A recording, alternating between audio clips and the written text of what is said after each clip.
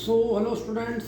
तो आज हम क्लास 10th मैथमेटिक्स में चैप्टर नंबर 9 का जो है एक्सरसाइज 9.1 का क्वेश्चन नंबर 7 करते हैं। ठीक है, क्वेश्चन नंबर 6 तक कंप्लीट हो चुका था, तो क्वेश्चन नंबर 7 देखते हैं, है ना। क्वेश्चन नंबर 7 क्या कह रहा है, ध्यान से देखो, सुनो और ध्यान से सुनो। मैं बोलता हूँ, आप ध्यान सुनिए। कह रहा है भूमि के एक बिंदु से 20 मीटर ऊंचे भवन के शिखर पर लगी एक संचार मीनार के तल और शिखर के उन्नयन कोण क्रमशः 45 डिग्री और 60 डिग्री हैं, तो मीनार की ऊंचाई याद करो। क्वेश्चन दोबारा पढ़ेंगे। भूमि के एक बिंदु से, ठीक है, 20 मीटर ऊंचे भवन के शिखर पर लगी 20 मीटर का एक भवन है, उसके ऊपर क्या है, एक टावर खड़ा हुआ। संचार मीनार के तल और शिखर के उन्नयन कोण क्या है, 45 डिग्री और 60 डिग्री। ठीक है, तो मीनार की ऊंचाई में जाते हैं। तो सबसे पहले क्या कर लेते हैं, फिगर ड्रॉ करते हैं। देखो ध्यान से देखो, मैं मान लेता हूँ भवन इस टाइप का है कुछ।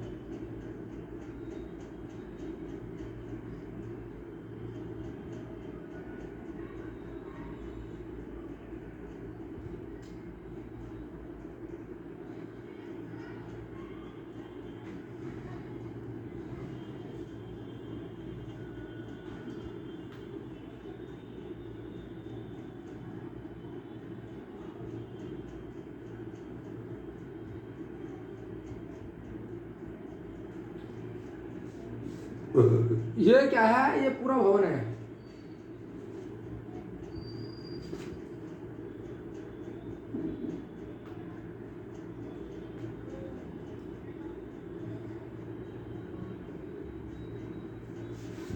ध्यान से देखो, ध्यान से। बीसी क्या है, भवन है, 20 मीटर। क्वेश्चन पढ़ेंगे आप, तो भूमि के एक बिंदु से, ये बिंदु डी पॉइंट ले लेते हैं, ये डी पॉइंट से बिंदु से 20 मीटर ऊंचा भवन, तो 20 मीटर ऊंचा क्या है, 20 मीटर ऊंचा क्या है, बीसी क्या एक भवन है। ठीक है, तो भूमि के एक बिंदु से बिंदु डी से, है ना, 20 मीटर ऊंचे भवन, तो 20 मीटर ऊंचा भवन ये है, भवन है ना। भूमि के एक बिंदु से 20 मीटर ऊंचे भवन के शिखर पर लगी, शिखर मतलब ए बी, ये भवन के शिखर यानी कि ए शिखर ये हो गया, ए टॉप ए पॉइंट, है ना। शिखर पर लगी एक संचार मीनार के तल, तो संचार मीनार क्या हो गई, ये हो गई, ए बी क्या हो गई, संचार मीनार हो गई। भाई भवन के ऊपर क्या रखी हुई, मीनार रखी हुई, मीनार का इंग्लिश में बोलते हैं टावर। तो भूमि के ऊपर क्या रखा, टावर रखा है। तो मीनार के तल और शिखर, तो मीनार के तल तो क्या है, बी पॉइंट है ना। तो मीनार के तल और शिखर के उन्नयन कोण 45 डिग्री और 60 डिग्री। तो मीनार के तल का उन्नयन कोण कितना है, 45 डिग्री। तो ये 45 डिग्री हो गया, ठीक है। और शिखर के उन्नयन कोण, शिखर ये रहा, इसका कितना है, 60 डिग्री। जरा मैच करेंगे, 2 मिनट।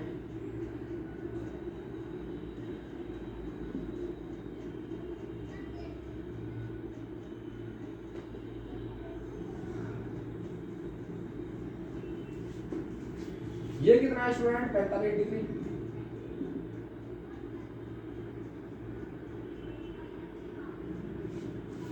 ठीक है भाई, भवन कितना है, बीसी है भवन, इसके ऊपर मीनार खड़ी है भी, और तो मीनार का तल क्या है, बी पॉइंट है। तो मीनार के तल का उन्नयन कोण कितना है, 45 डिग्री, और मीनार के शिखर का उन्नयन कोण 60 डिग्री। तो मीनार का शिखर ए है, तो ए से डी पॉइंट पर कितना है, ये पूरा 60 डिग्री होगा। यहाँ से लेके यहाँ तक कितना होगा, 60 डिग्री होगा। तल का कितना कोण है, 45 डिग्री, और पूरा शिखर का कितना है, 60 डिग्री। तो कह रहा मीनार की ऊंचाई याद कर लो। मीनार क्या है, ये भी है, तो उसको एच मीटर मान ले। तो यहाँ से लेके यहाँ तक को, ए से लेके बी तक एच मान लिया मैंने, एच मीटर। तो हम लिखेंगे, माना, लिखेंगे माना मीनार की ऊंचाई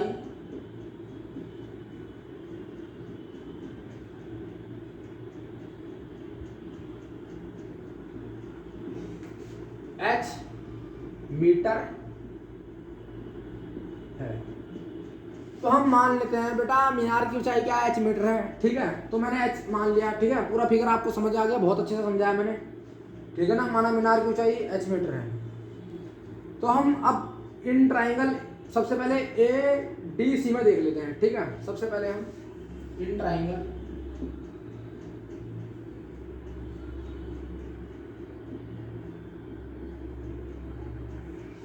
एडीसी में, त्रिभुज एडीसी में, इन ट्राइंगल एडीसी मतलब त्रिभुज एडीसी में।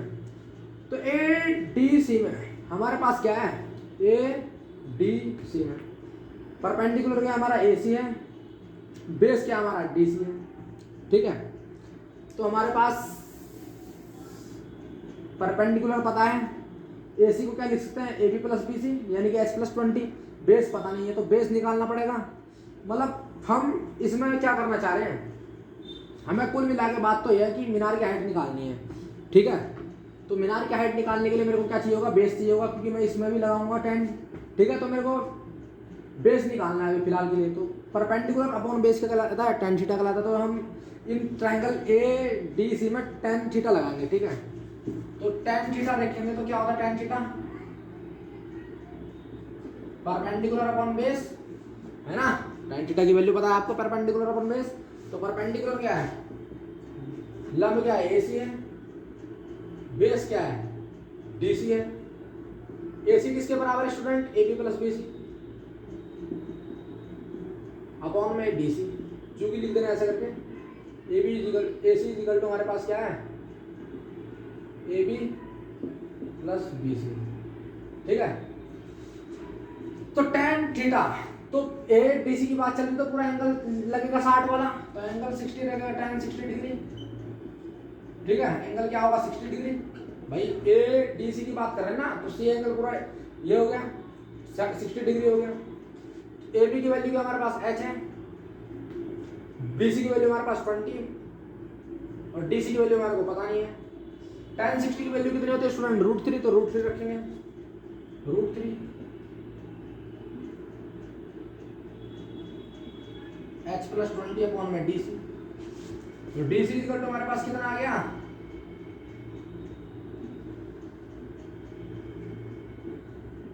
h प्लस 20 बाय √3, ठीक है। Equation number 1। अब क्या करते हैं ध्यान से देखो, अब हम ट्राइंगल कौन सा लेंगे, अब हम ट्राइंगल लेंगे बी डी सी। तो इतना तो हो गया, इन ट्राइंगल लिखेंगे आप, इन ट्राइंगल यहां से चालू करेंगे, ठीक है। इन ट्राइंगल बी डी सी में लेंगे, तो बी डी सी में फिर tan थीटा लेंगे, तो tan थीटा ऊपर ले लेते हैं tan थीटा। अब किसकी बात चल रही, बी डी सी की, तो बी डी सी, तो बी डी सी में क्या है, बी सी क्या है, परपेंडिकुलर है ना, तो परपेंडिकुलर बी सी हो गया, बेस कितना है डी सी। तो tan थीटा की वैल्यू कितनी स्टूडेंट, 45 डिग्री। बात किसकी चल रही, बी डी सी की, तो एंगल कितना है 45 डिग्री। बी सी की वैल्यू बोला स्टूडेंट 20 और डी सी की वैल्यू हमारे को पता है, 2 मिनट, डी सी tan 45 की वैल्यू कितनी होती है 1, तो 20 अपॉन में डी सी, यानी कि डी सी बराबर कितना आ गया 20। भाई डी सी बराबर कितना आ गया 20 आ गया, है ना। तो डी सी बराबर कितना आ गया 20 आ गया, हमें तो एच निकालना, मैंने मीनार, हमें तो मीनार की ऊंचाई से मतलब है, ठीक है। तो डी सी की वैल्यू क्या आ गई 20 आ गई। तो डी सी का मान समीकरण 1 में रखने पर ऐसे लिख देंगे, डी सी का मान समीकरण 1 में रखने पर, तो डी सी बराबर 20 रख देंगे यहाँ, तो 20 बराबर हमारे पास h प्लस 20 बाई √3, √3 की मल्टीप्लाई करेंगे तो 20 √3 h प्लस 20। तो स्टूडेंट्स h को सिंपल रखते हैं, तो 20 √3 माइनस 20 इजिकल टू h, यानी कि h बराबर हमारे पास 20 कॉमन लेंगे तो अंदर क्या बचेगा √3 माइनस 1। तो ये क्या हो गया हमारा मीनार की ऊंचाई हो गई, ठीक है। आंसर मैच करते तो बिल्कुल करेक्ट है स्टूडेंट, 20 है ना, 20 √3 माइनस 1 मीटर, ठीक है। ये क्या होगा अपना आंसर हो गया। क्या करा था, भवन 20 मीटर था, हमें इसके ऊपर मीनार खड़ा था, तो कह रहा था भाई मीनार के बॉटम से इसका एंगल 45 है और मीनार के टॉप से उसका एंगल कितना है 60 डिग्री है। तो दोनों में क्या करा मैंने, तो हमें हमसे पूछ रहा है मीनार की ऊंचाई याद करो, ठीक है, और भवन की ऊंचाई में 20 मीटर दे रखी है। तो मैंने क्या करा एटीसी में tan थीटा लगाया, तो tan थीटा का होता है परपेंडिकुलर अपॉन बेस, यानी कि AC अपॉन में क्या हो जाएगा DC हो जाएगा। AC को क्या लिखते हैं AB प्लस BC, क्योंकि AC बराबर है AB प्लस BC। सीधी सी बात है, ए बी मैंने एच मान रखा है और बी सी हमारे पास 20, तो एच प्लस 20 अपॉन में डी सी, टेन 60 की वैल्यू √3 है ना, तो एच प्लस 20 अपॉन में डी सी, यानी कि डी सी की वैल्यू कितनी होगी यहाँ से एच प्लस 20 अपॉन में √3। फिर दोबारा लगाया मैंने बी डी सी में, तो यहाँ पर टेन थीटा आया, तो टेन थीटा परपेंडिकुलर पर बेस, तो परपेंडिकुलर बी सी रह गया और बेस हमारा डी सी रह गया। ठीक है, बी सी अपॉन में डी सी, टेन 45 की वैल्यू 1 होती है, 45 डिग्री का कोण बनना, तो 45 रखेंगे, तो 45 की वैल्यू 1, यानी कि 20 अपॉन में डी सी की वैल्यू 20 आ गई। अब डी सी का मान समीकरण एक बार रखेंगे, तो 20 बराबर एच प्लस 20 अपॉन √3 की मल्टीप्लाई 20 में होगी, तो 20 √3 बराबर एच प्लस 20। एच को सिंपल रखते हैं तो 20 को उधर ले आएंगे, निगेटिव हो जाएगा, तो 20 √3 माइनस 20 इक्वल टू एच, यानी कि एच बराबर 20 कॉमन लेंगे दोनों में से, तो अंदर क्या बचेगा 20 ब्रैकेट में √3 - 1, तो ये क्या हो गया, मीनार की ऊंचाई हो गई। ठीक है, तो cos at the video noted down. अगला क्वेश्चन करते हैं, क्वेश्चन नंबर 8। ठीक है,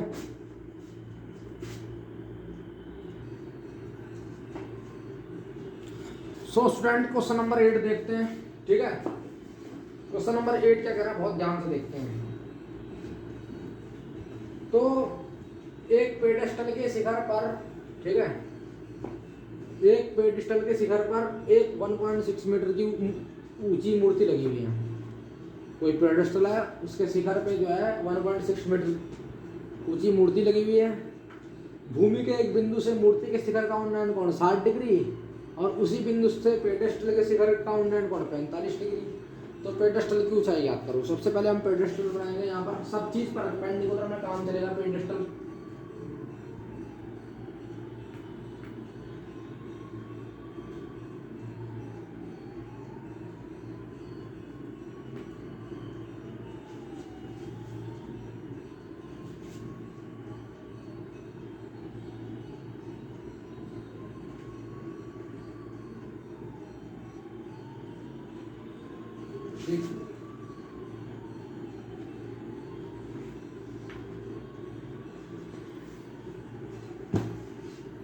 तो ये मैंने क्या मान लिया बेटा, इसलिए पेडेस्टल हो गया। ठीक है, इस पेडेस्टल के शिखर पर 1.6 मीटर की क्या लगी हुई है, ये पेडेस्टल हो गया। इसके शिखर पर मूर्ति लगी हुई 1.6 मीटर की, है ना, ये 1.6 मीटर है, ये क्या 1.6 मीटर मूर्ति लगी हुई है। ठीक है, पेडेस्टल में। ठीक है ना, तो अब मैं क्या करता हूँ, इसका नामकरण कर देता हूँ। ये ए हो गया, ये बी हो गया, है ना, ये बी पॉइंट ले लेते हैं, ये सी पॉइंट ले लेते हैं, बेस बनाऊंगा। ठीक है, और ये बी पॉइंट ले लेते हैं। ठीक है, पॉइंट आप कुछ भी ले सकते हो अपनी मर्जी से, कोई दिक्कत नहीं है उसमें। बात समझ में आ रही है, पॉइंट आप कुछ भी ले सकते हो, ये पी ले लो, क्यू ले लो, कोई दिक्कत नहीं है। समझने वाली आप बात समझो। पेडेस्टल के ऊपर 1.6 मीटर की ऊंची मूर्ति लगी हुई है। तो भूमि के एक बिंदु से, मैंने कहा भूमि का बिंदु बी है पॉइंट, भूमि के एक बिंदु से मूर्ति के शिखर का उन्नयन कोण 60 डिग्री, यानी कि ये मूर्ति है, मूर्ति के शिखर यानी एक पॉइंट क्या उसका शिखर है, टॉप तो वही है। तो इसका उन्नयन कोण कितना है 60 डिग्री, यानी कि इसको और इसको मिलाएंगे तो हमारे पास कितना एंगल बनेगा 60 डिग्री का। कितना बनेगा 60 डिग्री का बनेगा, है ना, बात समझ में आ रही।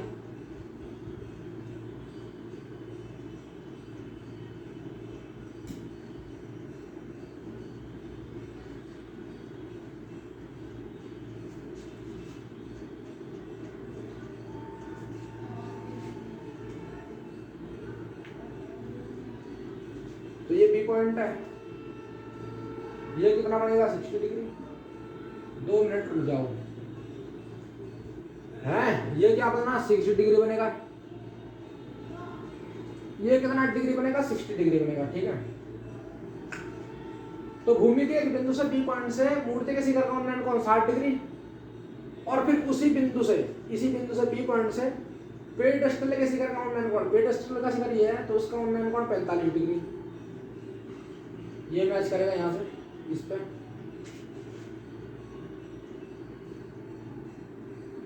है ना। हाँ, आरती का टाइम हो गया, आ रहा हूँ।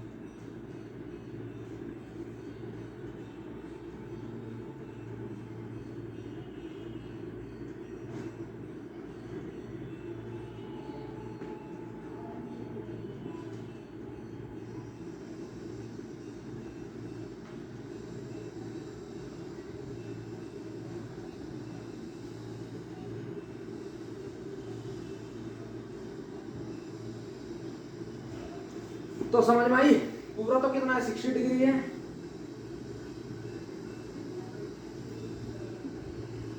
और ये वाला कितना है 45 डिग्री। ध्यान से समझेंगे, ध्यान से। अब दोबारा बता रहा हूं, ये पॉइंट भी है। तो पेडेस्टल के शिखर पर 1.6 मीटर की ऊंची मूर्ति लगी है। तो भूमि के एक बिंदु से मूर्ति के शिखर का उन्नयन, मूर्ति के शिखर का उन्नयन कौन है? मूर्ति है। तो मूर्ति का टॉप क्या है? ए पॉइंट से यहाँ भी इस पर कितना लगेगा? 60 डिग्री लगेगा। तो ए पॉइंट से मूर्ति के शिखर का उन्नयन कौन? 60 डिग्री। तो ए से बी पर जो उन्नयन कोण बनेगा वो 60 डिग्री का बनेगा। अब फिर कह रहा उसी बिंदु से यानी कि बी पॉइंट से पेडेस्टल का शिखर, तो ये रहा डी पॉइंट, तो पेडेस्टल के शिखर का उन्नयन कोण कितना बनेगा? 45 डिग्री। तो ये 45 डिग्री बन रहा है। आप देख सकते हैं बी डी सी है ना, डी बी सी कह लो 45 डिग्री। कह रहा पेडेस्टल के शिखर की है ना, पेडेस्टल के शिखर का उन्नयन कोण 45 डिग्री है। पेडेस्टल की ऊंचाई आपके लिए तो हम मान लेते हैं पेडेस्टल की ऊंचाई कितनी है? एच मान लेते हैं, ठीक है, ये एच मान लेते हैं। एच माना पेडेस्टल की, है ना, माना पेडेस्टल की ऊंचाई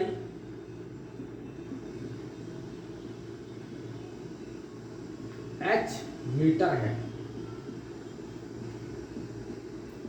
ठीक है। हमें तो इससे मतलब है, हमें इससे मतलब है, इससे, बाकी से किसी से कुछ मतलब नहीं है। और ये 1.6 दे रखा है, बाकी हमारे को दो एंगल दे रखे हैं, ठीक है।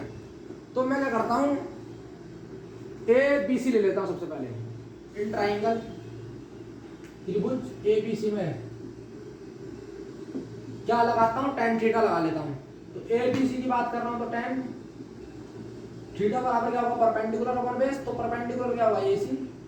बेस कितना है? B C. ए सी को क्या लिख सकते हैं? ए डी अपॉन में D C.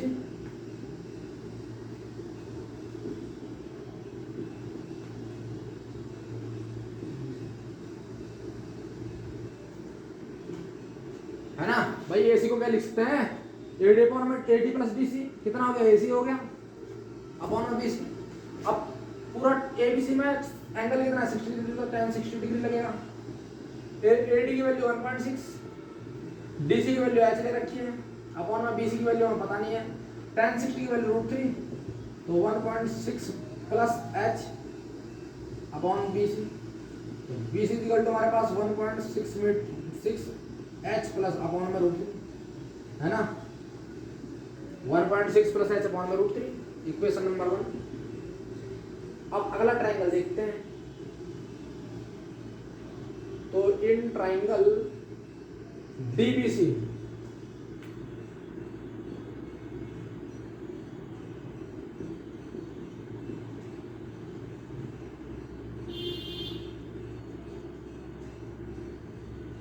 In triangle DBC, ठीक है, इसमें भी tan लगाएंगे। तो tan थीटा हमारे पास क्या होगा? परपेंडिकुलर अपॉन बेस यानी कि डीसी अपॉन बीसी। तो अब थीटा कितना हो जाएगा? 45 डिग्री। तो tan 45 डिग्री। डीसी की वैल्यू स्टूडेंट एच, डीसी की वैल्यू हमारे पास क्या है? ये है, 2 मिनट रुक जाओ। तो tan 45 की वैल्यू क्या है हमारे पास? 1। तो 1 equal to h by B C. तो बी सी इक्वल टू हमारे पास एच। बीसी का मान समीकरण 1 में रखेंगे, वो सेम पिछले जैसा क्वेश्चन है। बीसी का मान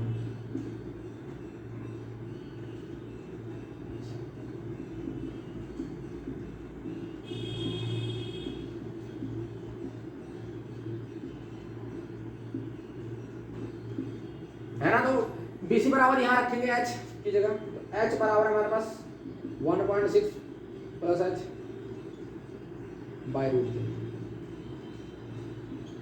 तो √3 की मल्टीप्लाई करते हैं, तो √3h 1.6h, ठीक है। अब h को इधर ले आएंगे, तो √3h minus h equal to 1.6।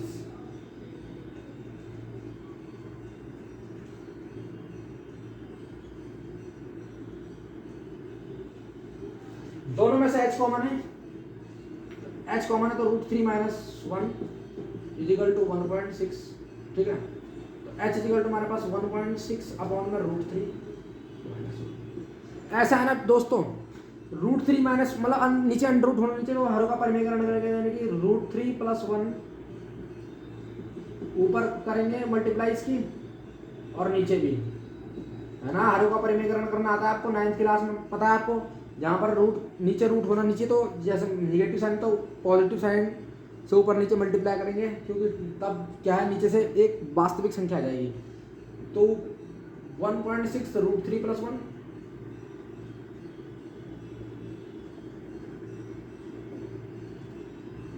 a - b a + b a² - b² यानी कि √3 के स्क्वायर 3 और -1 यानी कि 3 - 1 कितना हो गया 2 हो गया। तो 2 से इसको काटेंगे तो हमारे पास कितना आ जाएगा, h बराबर 0.8 √3 + 1 मीटर।